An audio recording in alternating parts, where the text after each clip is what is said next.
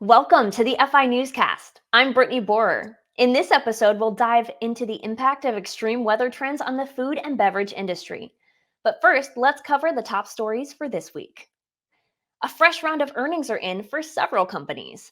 The J.M. Smucker Company reported a 12% decrease in revenues, but with comparable sales up 7% and volume mix up 4%, the company expressed confidence in its brand's performance, although it did lower its full-year outlook by a half a percentage point from previous estimates. Meanwhile, the Campbell Soup Company performed as expected, with price inflation countering a slowdown in demand of their products. Average prices in its meals and snacks divisions rose by 2% and 5% respectively, but overall volumes decreased by 5% as shoppers continue to favor private label brands. And for Dave & Buster's Inc., the entertainment business reported a 3% decline in revenues year over year. They did increase in year-to-date revenues by about 15% compared to the same period in 2022. The U.S. restaurant and hospitality sectors shed 7,000 jobs in November, according to the most recent ADP employment report. Restaurants and hotels have been the biggest job creators during the pandemic recovery, but ADP chief economist Neela Richardson noted that boost is likely over. She says, quote, "That boost is behind us, and the return to trends in leisure and hospitality suggests the economy as a whole will see more moderate hiring and wage growth in 2024. Overall, private employers added 103,000 jobs during the month. Meanwhile, the Bureau of Labor Statistics reported U.S. job openings decreased to 8.7 million on October 31st. As consumers grow more concerned with the economy, they're choosing convenience stores over fast food. According to Technomic, 54% of C-store customers surveyed said they're cutting restaurant visits to save money, while only 30% of the same group said that they are reducing visits to C-stores. In addition, Technomic also found that 7 out of 10 consumers are satisfied with C-store food service, including beverage stations and hot and cold food offerings. The research firm further stated that an opportunity is now available to C-store businesses to expand and innovate on their menus to further attract customers. Some new developments in the dairy world. 6 of the world's largest dairy businesses have pledged to begin making their methane emissions transparent. The list includes Danone, Bell Group, General Mills, Lactalis USA, Kraft Heinz, and Nestle. They are coming together to form a new group called the Dairy Methane Action Alliance. They will start reporting emissions by mid-2024. They also plan to publish methane action reports by the end of the same year. This new initiative was launched at a recent United Nations climate change event, the COP28 Summit, where livestock methane was a hot topic. And how about a barista that can make your latte in 90 seconds? That's what this robot can do. Its name is Atom, and it's a creation of Rich Tech Robotics. The company launched one robot in a shop in Brooklyn, New York, and now it's made its way to a dumpling restaurant in Manhattan. This new mechanical barista can craft up to 50 drinks an hour and is known to dance to music while working. Rich Tech Robotics is based in Nevada and specializes in automated solutions in cooking, cleaning, and delivery. Now for our next segment, it's no secret that global weather patterns have been changing drastically in recent years, from floods to freezes to tropical cyclones. The National Centers for Environmental Information anticipates that 2023 could be the warmest year on record for the entire planet. And these circumstances are hitting food supplies and prices hard. So what can the food industry do when faced with weather challenges? That's why we brought in an expert this week. I'd like to introduce Crystal Edgar, President and Meteorologist of Monarch Weather and Climate Intelligence. Crystal, welcome to the show. Thank you for having me. I love the content you guys put out at Food Institute, so I'm happy to be a part of it. Thank you. And we are so happy to have you on the show today. So I guess we'll just dive right into this. It's not a secret that weather impacts food prices and ingredient availability. This year alone, we've seen U.S. peach prices soaring after a heat wave in Georgia this past summer, the durum wheat crops in Europe taking a hit, and driving pasta prices up around the world. French winemakers ripping up their grapevines in the Bordeaux region, and shortages of sugar and cocoa affecting candy and chocolate prices just in time for the holidays. So, how do you see these global climate shifts affecting the food and beverage industry from farmer all the way to retailer? Well, Brittany, this is exactly what I do for my day-to-day job. Work with various industries on weather and climate impacts, especially agriculture. As you can imagine, farmers absolutely live by the weather. It has such a significant impact on crops here nationally and globally. So, thinking about the climate, I like to remind people that we are in a period of a changing climate. It has happened for decades, it's happened for centuries. There have been periods of global warming, global cooling. We are currently in a period where our global temperature is rising, and that's affecting various crops. We just did a large peach analysis out of Georgia. You mentioned Georgia peaches. Wouldn't it be sad if Georgia is no longer the peach state in the future?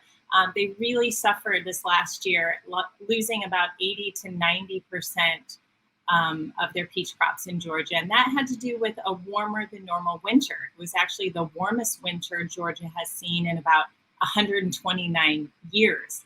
And so that's causing the peaches to ripen faster, earlier. And then, of course, you add these significant freezes that occur in the spring, and it's too late, and you have crop loss.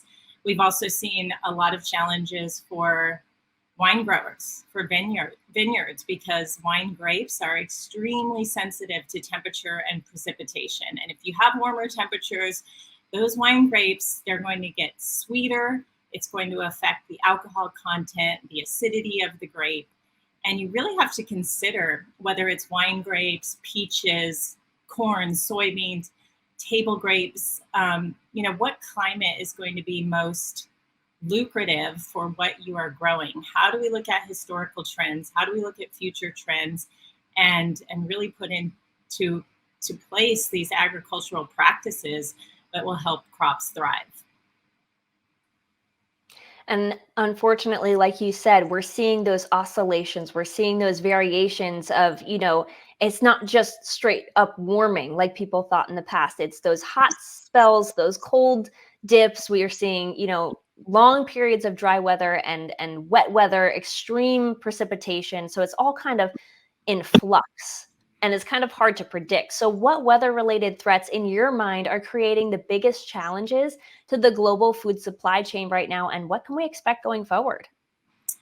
Yeah, well, Brittany, we talked a lot about the actual farmer and effects on crop yields and quality, but we're also going to see a significant impact, as we have, to the entire supply chain route, also affecting retailers, consumer demand. I think the biggest challenge is going to be extreme weather events. The projection we're on right now gives us more extreme weather events. The frequency is increasing, the intensity is increasing. Hurricanes are actually going under what we call rapid intensification just before landfall. And that's because our water temperatures are so much warmer. Our ocean temperatures have risen. We have more available moisture in the atmosphere, more energy to fuel these storms just before landfall. And so we're going to continue to see, I think, extreme flood events, extreme hurricanes when they do occur, extreme droughts, wildfires are expected to increase. I think that's the biggest challenge. And then, of course, we have changes in precipitation patterns. So areas that really rely on seasonal rainfall could struggle the most if we're going through these extended drought periods. And then we also have the concern about too much rainfall when we do see large events occur. It could be too much snowfall as well, because with more moisture in the atmosphere, we're going to get higher rainfall rates, higher snowfall rates.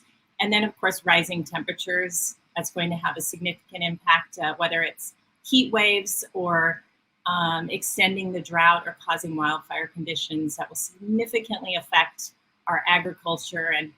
And in many cases, these extreme weather events could halt transportation and really disrupt the supply chain. And we know that has a significant impact from farmer to retailer. So tell us about Monarch Weather Climate and Intelligence. Who are you and what services does your team offer? So Monarch is comprised of a team of meteorologists. A lot of us have come from the broadcasting world. I worked for 20 years in broadcast meteorology.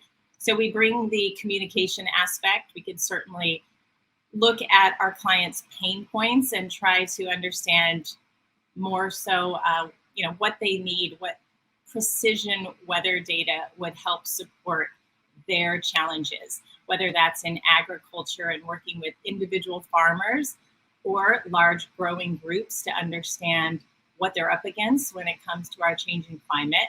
We do a lot of work in insurance, real estate, transportation. That's really us in a nutshell. We have GIS members on our team as well who are also meteorologists, so they're able to create the tools and custom modeling that we need to provide to our clients. And I love that you mentioned that modeling, because my next question was going to be if you could just elaborate a little bit on your case study on viticulture and how your modeling has helped in that way. Well, working in viticulture really involves precision data because, as I mentioned earlier, wine grapes are so sensitive to temperature and precipitation. So we have been able to look at wine grapes, what their specific parameters are for various varieties, whether it's growing degree days, chill units. Understanding historical trends is really important, and to apply that to what's going on currently and what's expected in the future. We can look at global climate models and get some sort of idea, at least, how the climate's going to change and what the temperature is going to do. And then you apply all of this great weather data, and we have a lot available to us, apply that to the specific crop and really help these winemakers adjust their operations to be as successful as possible and really to mitigate risk. And from the day-to-day situational weather awareness, we can provide, frost modeling and really guide them through weather events to protect their wine grapes along the way. What are some things that food companies, large and small, need to watch out for when it comes to weather impacting their business, whether it's in production, agriculture, supply chain? What do you think? Yeah, well, I would say knowledge is power. So really understanding what's going on with the weather. Climate normals have shifted. Even in the last 30 years, we're seeing such a different climate. I always tell people it's not our grandparents' climate anymore. So seasonal averages have changed. So really understanding that and applying it to your industry is very important, especially in the food and beverage industry. Understanding how to monitor weather patterns.